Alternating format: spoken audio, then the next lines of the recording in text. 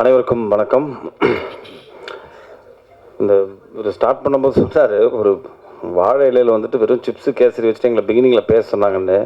இப்போ நான் வந்து நிற்கிற இடம் எங்கே இருக்குன்னா, வாழை இலையில் எல்லோரும் திண்டு முடித்து மூடி அதை கிழிச்சு விட்டு அதை பொறுக்கிற தருணத்தில் தான் நான் இருக்கேன். ஏன்னா எல்லாத்தையும் பேசி முடிச்சிட்டாங்க. ஸோ அதனால் ஃபஸ்ட்டு ரொம்ப நெகிழ்ச்சியான ஒரு ஈவினிங்காக இருந்தது. என்னென்னா, தன்னோட குடும்பத்திலேருந்து ஒருத்தர் வந்து வெளியே வந்து ஒரு படம் பண்ணுறோம் அப்படிங்கிற ஒரு விஷயத்த பத்திரிகை நண்பர்கள் சேர்ந்து கொண்டாடி ஒரு தருணம் ரொம்ப அழகான தருணம். ஏன்னா எல்லாரும் சேர்ந்து வளரணும், அடுத்தவங்களோட வெற்றியை பார்த்து நம்ம சந்தோஷப்படுற ஆட்கள் ரொம்ப கம்மி. ஸோ இந்த மேடையில் அது நடந்தது ரொம்ப நெகிழ்ச்சியாக இருந்தது. ஸோ வாழ்த்துக்கள். அண்ட் ஊடக நண்பர்கள் அனைவருக்கும் மாலை வணக்கம். மேடையில் அமர்ந்திருக்கும் அனைவருக்கும் வணக்கம். ஸோ அவங்க ஐ திங்க் அபிராமி மேடம் எல்லாத்தையுமே பேசிட்டாங்கன்னு நினைக்கிறேன். படத்துக்கு என்ன தேவை, இந்த மேடைக்கு என்ன தேவையோ அது ரொம்ப அழகாக பேசிட்டாங்க. ஸோ நான் 2-3 விஷயங்கள் மட்டும் பேசிட்டு அப்படியே முடிச்சுக்கிறேன். என்னை பொறுத்த வரைக்கும் இவங்க என்னை இன்ட்ரடியூஸ் பண்ணும்போது சொன்னது என்னென்னா, கதையின் நாயகனாக என்னென்ன. பட் என்னோடய கெரியரில் நான் இவ்வளோ படங்களில் நிறைய படங்களில் நான் வந்துட்டு ஒரு கதையின் நாயகனாக தான் இருந்திருக்கேன். பிகாஸ் எண்ட் ஆஃப் த டே ஒரு படத்தோட கண்டென்ட் தான் ரொம்ப முக்கியமாக இருக்குது. எஸ்பெஷலி இப்போ இருக்கிற லாஸ்ட் 5 years சினிமா ரொம்ப மாறினதுக்கப்புறம் அந்த படத்தோட கண்டென்ட் தான் ஆடியன்ஸ் ரொம்ப கிளியராக பார்க்குறாங்க. ஸோ படம் ரிலீஸுக்கு முன்னாடி படத்தோட பட்ஜெட் தான் அதை பெரிய படமாக சின்ன படமாக டிசைட் பண்ணுது. ரிலீஸுக்கு அப்புறம் அந்த கண்டென்ட் தான் வந்துட்டு ஆக்சுவலாக வந்துட்டு அதை பெரிய படமாக மாற்றுது. ஒரு சின்ன படம் கூட வந்துட்டு பெரிய லெவலில் நல்ல கண்டென்ட்டோடு இருந்துச்சுன்னா அது பலது சம்பாதிக்கிற போது அது வந்து பெரிய படமாக மாறுது. ஸோ அதுக்கு இப்போ ரீசெண்ட் எக்ஸாம்பிள் நிறைய படங்கள், சின்ன படங்கள் நிறையா வந்து பெருசாக போயிருக்கு. ஸோ அப்படிப்பட்ட ஒரு விஷயமாக தான் நான் இந்த once upon a time in மெட்ராஸை பார்க்குறேன். என்கிட்ட ஒரு பிரசாத் வந்து கதை சொல்லும்போது, நான் ஆக்சுவலாக மற்ற எந்த எபிசோடுமே கதை கேட்கல, என்னோட ஒரு எபிசோட் மட்டும்தான் கேட்டேன்னா.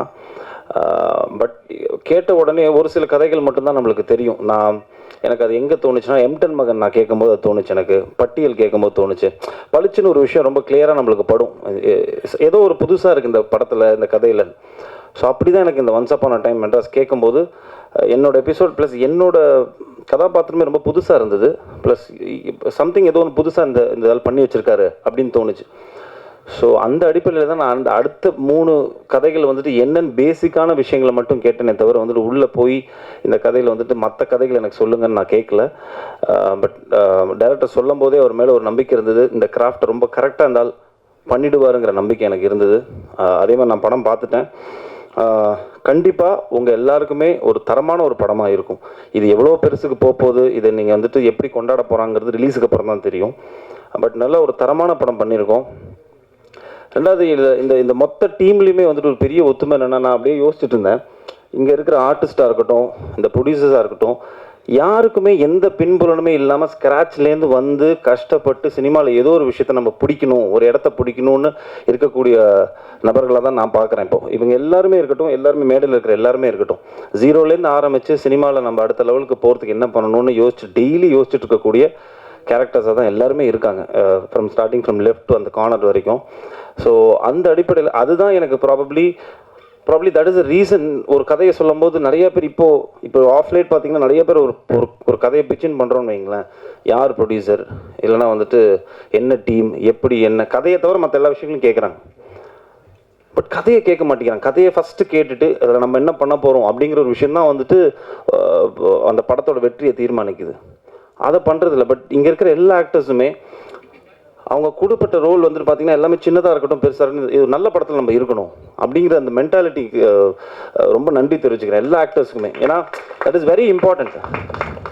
2 இருக்குங்க. ஒன்று, ஒரு படம் நம்மளால் ஓடணும், இல்லைனா ஓடுற படத்தில் நம்ம இருக்கணும். ஸோ இந்த 2 கான்செப்ட் தான். So I think they understood the art of இது வந்துட்டு நல்ல கதையம்சம் இல்லை, ஒரு ஸ்கிரிப்ட் இது. இந்த ஸ்கிரிப்டில் நம்மளுக்கு என்ன கொடுக்குறாங்களோ அதை ரொம்ப கரெக்டாக நம்ம பண்ணிட்டோம்னாலே போதும் அப்படின்னு I think all the actors understood that. So அதில் வந்துட்டு எனக்கு ரொம்ப சந்தோஷம். And I feel it's a very different casting. ரொம்ப புதுசாக இருக்கும் ஆடியன்ஸ்க்கும் பார்க்கும்போது. ஒரு ஃபிலிமாக ஒரு 2 hours நீங்கள் ட்ராவல் பண்ணி பார்க்கும்போது மனிதனோட வாழ்வியல் வந்து ரொம்ப யதார்த்தமாக ரொம்ப அழகாக சொல்லியிருப்பார் பிரசாத். அதே மாதிரி மியூசிக், எடிட்டிங் எல்லாமே வந்துட்டு கரெக்டாக ஒரு நல்ல படத்துக்கு அமையும்னு சொல்லுவாங்களா, அந்த மாதிரி இந்த படத்துக்கு அமைஞ்சது. And thanks to all my producers. ஏன்னா அவங்களுமே வந்துட்டு ஒரு படம் நம்ம வந்துட்டு சும்மா ஜஸ்ட் லைக் தட் ஒரு 5000 10,000 எவனா கடன் கேட்டாலே வந்து 100 தடவை யோசிப்போம். பட் ஒரு படம் ப்ரொடியூஸ் பண்ணணுன்னா அதுவும் வந்துட்டு அவங்க 4 பேர் சேர்ந்து ஒரு படத்தை எடுத்து இவ்வளோ ஒரு நல்ல ஒரு ஆர்டிஸ்ட்டு எல்லாரையும் சேர்த்து படம் பண்ணணுன்னா அதில் ஒரு ரிஸ்க் இருக்குது அதில். பட் அது எல்லாத்தையும் மீறி சினிமா நம்மளுக்கு கொடுத்துருக்கு, அது திருப்பி நம்ம சினிமா கொடுக்கணும் அப்படிங்கிற ஒரு விஷயத்தை மட்டுமே மைண்டில் வச்சுக்கிட்டு இந்த 4 ப்ரொடியூசர்ஸ் உள்ளே வந்திருக்காங்க. And they produced it. And டெஃபினட்டாக நீங்கள் எல்லாருமே படம் பார்த்துட்டு உங்கள் எல்லாரையும் டிசப்பாயிண்ட் பண்ணாத ஒரு அழகான ஒரு ஃபிலிமாக இது இருக்கும். பத்திரிகை நண்பர்கள் அவனை பர்சனல் நோட், எனக்கு நான் ஆக்சுவலாக ஒவ்வொருத்தரோட பெர்ஃபார்மன்ஸஸ்லாம் சொல்லணும்னு நினச்சேன். ஐ திங்க் அபிராமி மேடம் எல்லாத்தையுமே ரொம்ப அழகாக வந்துட்டு போஸ்ட்மார்ட்டம் பண்ணிட்டாங்க அழகாக. ஸோ எனக்கு எல்லா ஆக்டர்ஸுமே ரொம்ப யதார்த்தமாக நடிச்சிருந்தாங்க நான் படம் பார்க்கும்போது. Because I am a guy who believes in more of realistic acting. இங்கேருந்து தோன்றது அப்படியே நடிக்கணும் அப்படிங்கிறது ஒரு நினைக்கக்கூடிய ஒரு ஆக்டர் தான். ஸோ அந்த மாதிரி தான் எல்லா ஆக்டர்ஸுமே நடித்த மாதிரியே ஒரு ஃபீல் வரலை. Everybody understood the role. And so congratulations to all the actors and the DOP and the team. எல்லாருக்கும் வாழ்த்துக்கள். ஸோ நான் வெரி பர்சனல் அதுக்கு நான் வந்தேன்னா எனக்கு பத்திரிகை நண்பர்கள் நான் இவ்வளோ வருஷமாக யாரோ சொன்னார், தினகரன் தேவராஜன் சொன்னார், பேர் நாளைக்கு தான் வந்துட்டு 21 years ஆஃப் பாய்ஸ் அப்படிங்கிற மாதிரி சொன்னாங்க அவங்க.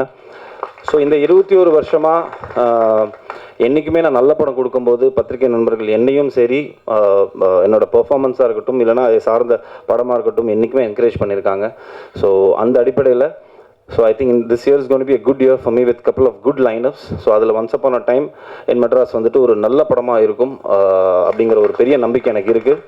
ஸோ ஊடக நண்பர்களோட சப்போர்ட் ப்ளஸ் அஃப்கோர்ஸ் ரசிகர்களோட சப்போர்ட் என்றைக்குமே இருந்திருக்கு. ஸோ கண்டிப்பாக பாருங்கள். ஸோ டேட்டு வந்துட்டு அவர் ஆனந்த் சார் அனௌன்ஸ் பண்ணுவார். உங்கள் எல்லாரோட லவ் அண்ட் ஆதரவு வந்துட்டு இந்த படத்துக்கு வேணுங்கிறத கேட்டுக்கிட்டு thank you so much for coming. It was a lovely evening. ரொம்ப நல்லா இருந்தது.